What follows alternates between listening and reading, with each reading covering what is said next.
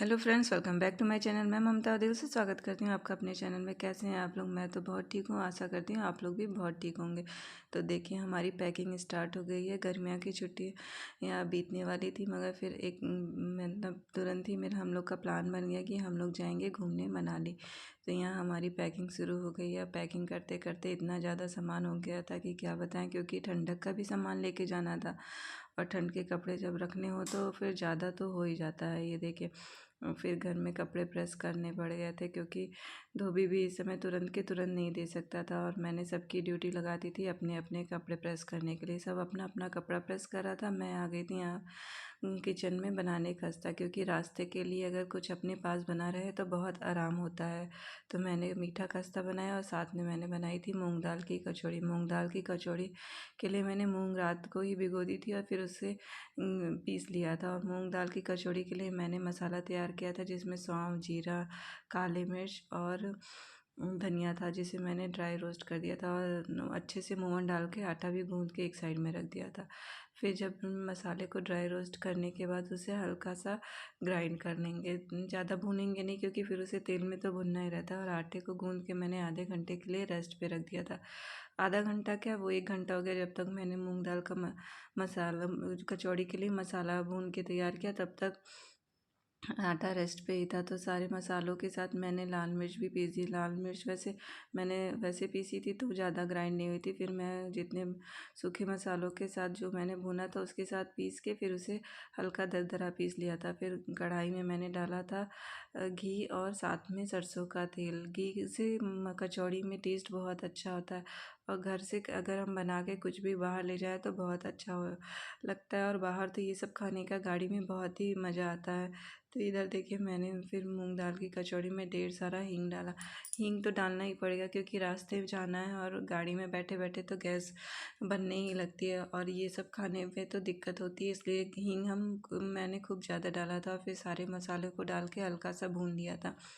मसालों के साथ मैं डालूँगी 3-4 चम्मच बेसन। बेसन से बाइंडिंग बहुत अच्छी होती है कचौड़ी में और वो ज़्यादा भुरभुरी नहीं बनती है।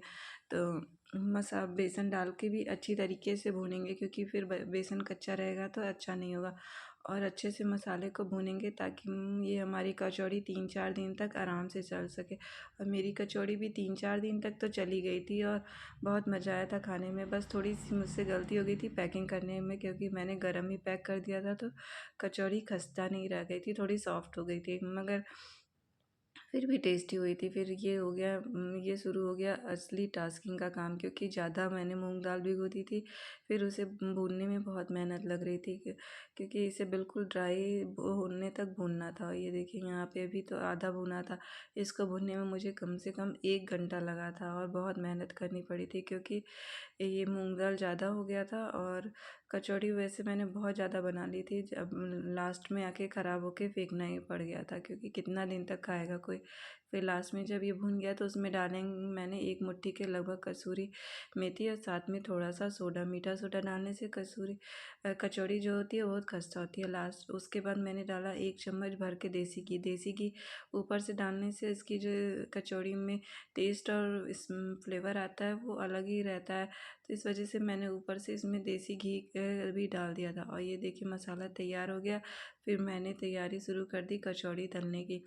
तो कचौड़ी तो अकेले तली नहीं जाएगी और गर्मी भी बहुत ज़ोर शोर से पड़ रही थी, तो मैंने सबको बुला लिया था।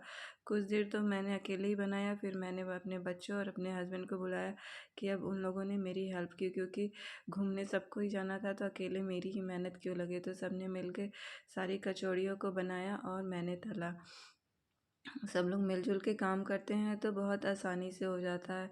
सफ़र पे जाना हो और साथ में कुछ रहे तो फिर वो हेल्प ही करता है, क्योंकि जब छोटे छोटे बच्चे साथ में हो, चाहे अपने भी रास्ते में, तो खाने का बहुत मन करता है कि कुछ भी रास्ते में खाते रहे। बार बार गाड़ी तो रुकनी नहीं चाहिए ना। तो ये देखिए, इतना मसाला बन गया था और आटा ख़त्म हो गया था, तो इसे मैंने फ्रीज़ कर दिया। फिर मैंने शुरू कर दी थी कचौड़ियों की पैकिंग। यहाँ पहले मैंने सोचा था कि मैं गत्ते में लेके जाऊँगी, मगर गत्ता बहुत ज़्यादा जगह ले रहा था, इसलिए मैंने लास्ट में पहले तो मैंने इसी में पैकिंग की थी गत्ते में। फिर मैंने इसे प्लास्टिक बैग में ट्रांसफ़र कर दिया था, फॉइल पेपर में लपेट के। वैसे कचौड़ियाँ बहुत ही टेस्टी हुई थी और बहुत ही मतलब चटक हुई थी, जो कि चाय के साथ खाने में बहुत ही में अच्छा लग रहा था। तो कचौड़ियों को मैंने अच्छे से पैक कर दिया था। और बच्चों का तो खुशी का कोई लेवल ही नहीं था। उनको बहुत दिनों बाद कहीं घूमने जाने का मौका मिला था, तो वो अपना मतलब ज़ोर शोर से तैयारी कर रहे थे। तो ये हो गई हमारी कचौड़ियाँ पैक, और साथ में खस्ता भी। तो मैंने सफ़र के लिए सिर्फ 2 चीज़ें बनाई थी, जो कि 3-4 दिन चल जाए। और फिर जब अपने जा रहे तो मेरी मछली और वो कछुओं के लिए भी तो तैयारी करनी होगी। तो मैंने, मेरे बच्चों ने अपनी मछली और कछुओं की जो खाने की जो एक छोटी छोटी पुड़िया बना दी थी, क्योंकि मैंने अपने घर में सोने के लिए अपनी हाउस हेल्प को कह दिया था, वो यहाँ सोएंगे और रोज़ एक पुड़िया उसमें डाल देंगे। और मैंने रात में ही सारी पैकिंग कंप्लीट कर ली थी, और रात में ही आटा गूंद के सब्जी काट के, और मुझे बनाना था लेमन राइस, तो मैंने चावल बना के रख दिया था। तो चावल लेमन राइस के लिए अगर एक मतलब 12 बज ही गया था, तो 4 बजे तो बनाना ही था। तो अगर मेरे इस वीडियो में कुछ भी अच्छा लगा तो लाइक और सब्सक्राइब ज़रूर करिए।